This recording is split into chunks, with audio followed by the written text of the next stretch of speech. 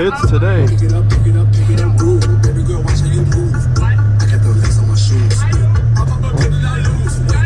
Hey, you better slow down.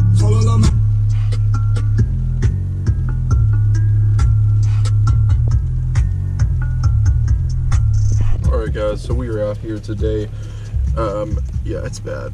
So yeah guys, we actually made it here, and yeah, it's terrible outside. It's actually really slippery here. A lot of the roads are not taken care of at all. I saw actually 2 plow trucks that were just chilling in the parking lot, so I don't know what's going on here today, but it's definitely not the day to be out here in drag slicks. That's basically what I have, and the reason why I'm saying that is because I'm running mud terrain tires right now, and the tread is extremely low, and on the undersides of the rears, well, those are bad. Those are just completely smooth. So basically running drag slicks here in the wintertime, and it's pretty bad outside, and a lot of water shortage, so we got to pick that stuff up. So yeah, there's a lot of I gotta get in. I always park in the back, so it's gonna be quite the dealio to be able to get all that stuff back here, but it's a survival mission here on the channel. But on a positive note, at least, the door is always easy to open because of all the moisture. Let's see if it is.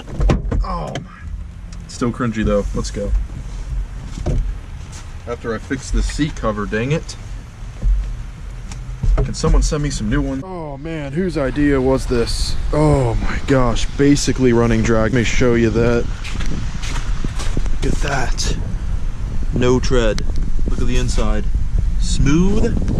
Very smooth. And there goes that GMC. So yeah, this is not the weather to be coming out here today, but I'm doing it for you guys, so just get a good picture right here.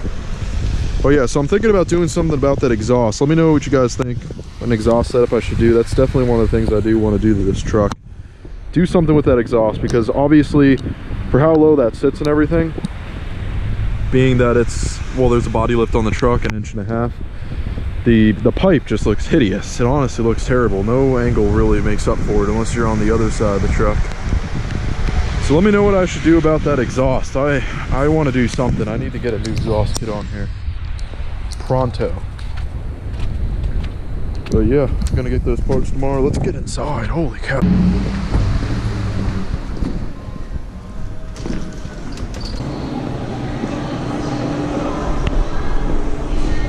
Oh yeah.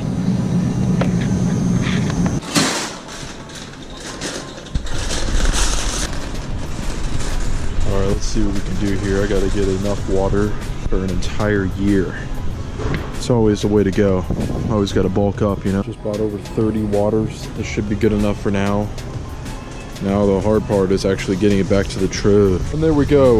I figured I'd get enough supply for maybe close to a year actually. So people, cashier says he's never seen that someone get so money. Got a power stroke over there. All right.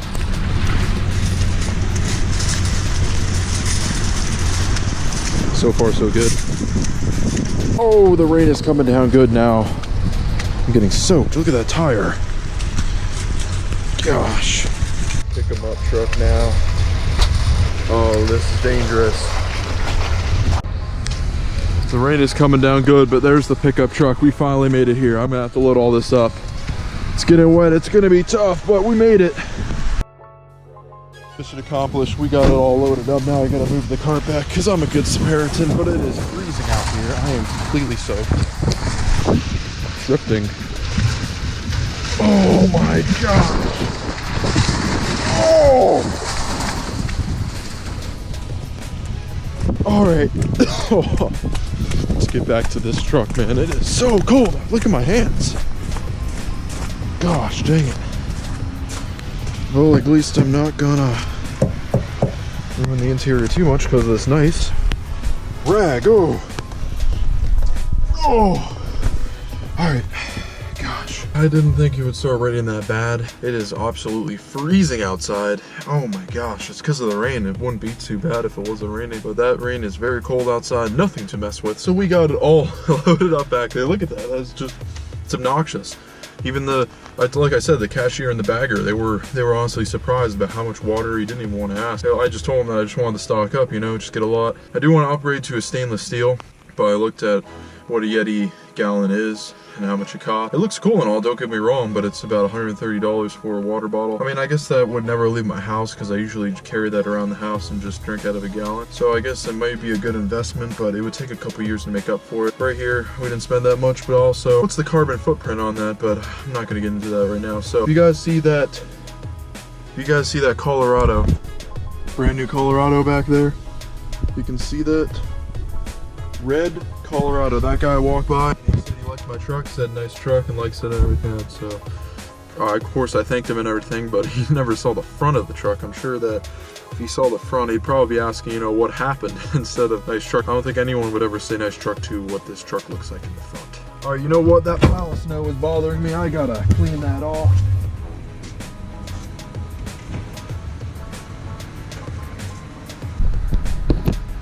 So it's easily going to be a long trip home, and we got the water back there if you guys see that. I don't know if the last couple is too blurry or not. I don't know if we'll make it out alive, but of this one, at least I got some juice left, right? What is going on? I just heard someone yelling. I look over, someone just drove away with their trunk open. It was one of those compact SUVs or whatever, and where the back goes open like that. It was completely wide open, and they just drove away in the freezing rain. How do you not know that's open? Some guy was trying to yell at them, saying the guy in the plow truck was yelling at him, saying to stop. What the heck is going on? So back to what I was saying. These are rated 80 PSI. I run them, and it says about 62 on all of them. So that's a lot more than obviously it says on the door. But the rating on the door is for the stock tires and all. So it's a difference, and it's hard to really know. I go by the tire. I'd say that's the best way. But the tires that I have now will at least are going to be on the Toyos. I'm pretty sure it has a max rating of 40, so we're going to be running them pretty low compared to what we're running on these. So it could be a big difference, but I know manufacturing these tires is a lot different. Gosh, just look how much water there is back here. Holy cow. Oh yeah, so the difference I'm seeing here between, well, the difference between this camera, the GoPro, and the other camera, well, I can just pocket this camera.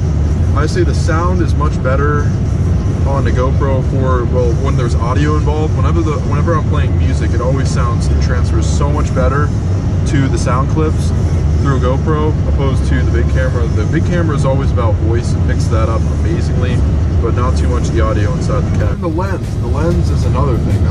I don't have such a wide angle on the other camera, so I have to really hold it back here if I want to get that same wide angle lens. So that's something that I have to put into consideration. And I think to get that same wide angle, I'm gonna have to buy a new lens because it just doesn't go as far. And then if you look at some of the lenses that these top video makers use, they're spending $1,500 to $2,500 on just the lens. That's the lens alone, and then they'll have a $2,500 camera. Just incredible setups. They'd probably have they'll have at least $3,000 into a camera setup at least. So it's ridiculous on how these big cameras are because they get really expensive.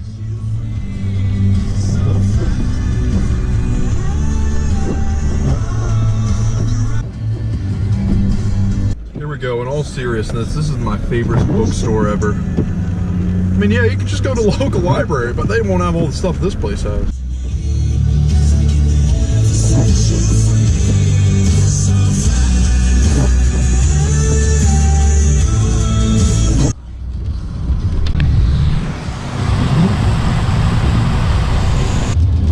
Perfect song for this. We got all the water back there because it's the survival of the fittest, and only the strongest will survive. Oh, what?